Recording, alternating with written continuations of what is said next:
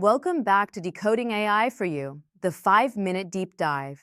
If you work in private equity, you already know the pressure of juggling deal flow, timelines, risks, and returns, all while navigating mounds of information. And now, there's this wave of generative AI.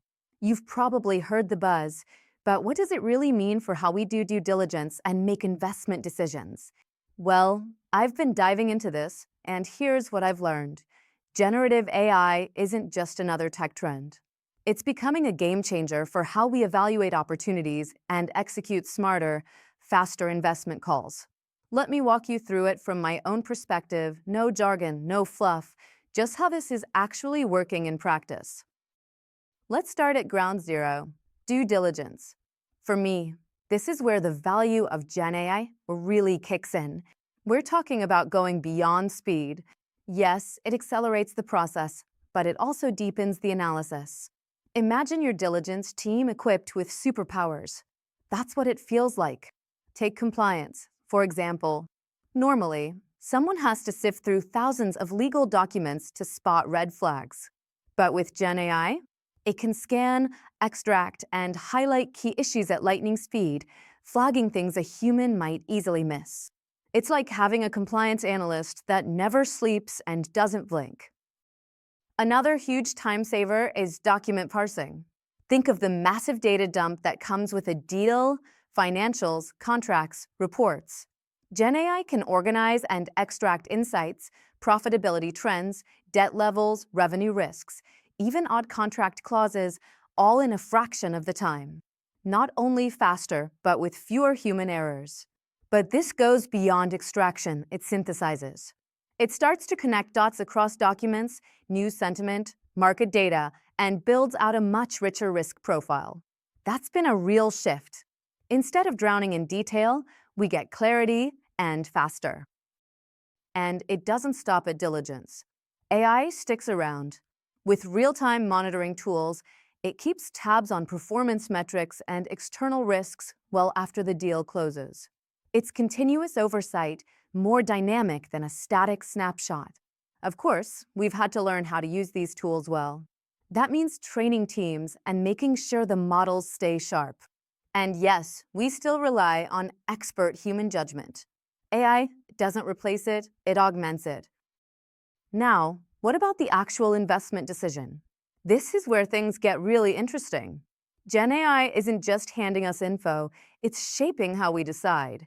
By analyzing more, faster, and more comprehensively, we can spot hidden risks or opportunities early on. That lets us avoid bad deals and jump on good ones before others even see them.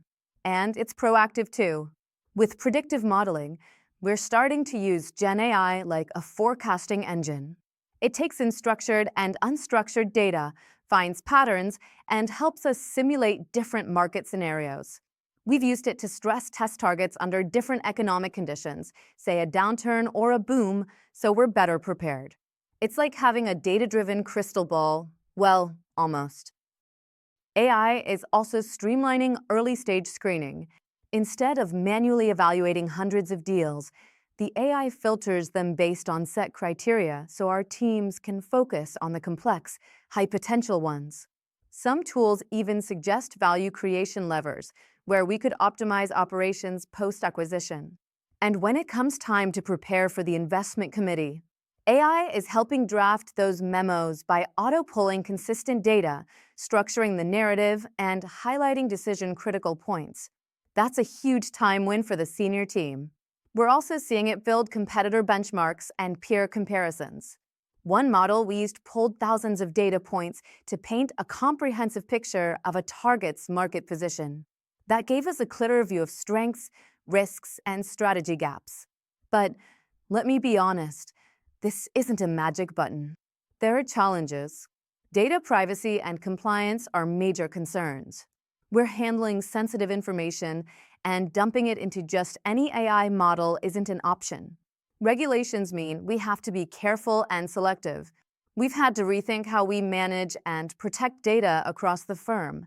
Then there's the whole integration headache. Our existing systems weren't built for AI. Connecting the dots between legacy software and new AI tools takes effort and money. And speaking of cost, advanced AI systems don't come cheap, and maintaining them is an ongoing investment.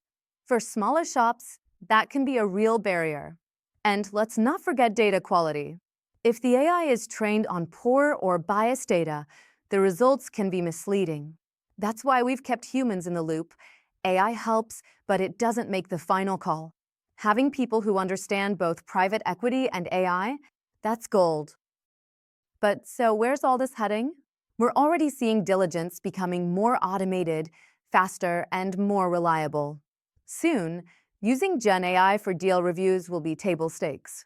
Predictive models are improving, and we're seeing better strategic insights, not just operational wins, but smarter exits and stronger returns. Communication is evolving too. We're experimenting with AI to build custom pitch decks, investor updates, and marketing material, making our touch points more tailored and more efficient. And as regulations mature, we're even using AI to help stay compliant by generating audit trails, automating reporting, and keeping records consistent. One of the biggest lessons for us has been to take it step by step. Start small, pilot a few use cases, gather feedback, adapt. The best results we've had have come from integrating AI gradually, not a big bang rollout. So here's the bottom line. Generative AI is here. It's not hype anymore. It's changing how we handle diligence, make calls, monitor deals, and create value. But it's only as good as how you apply it and how well you align it to your firm's strategy, people, and processes. If you're ready to take the next step, check out the resources in the description, which includes our deep dive report provides a detailed analysis on generative AI within your industry. And as always, stay curious, stay informed, and I'll see you in the next episode of Decoding AI for You. Thanks for watching Decoding AI for You. If you found this useful, don't forget to like, subscribe, and share. Let's keep exploring the future of AI together.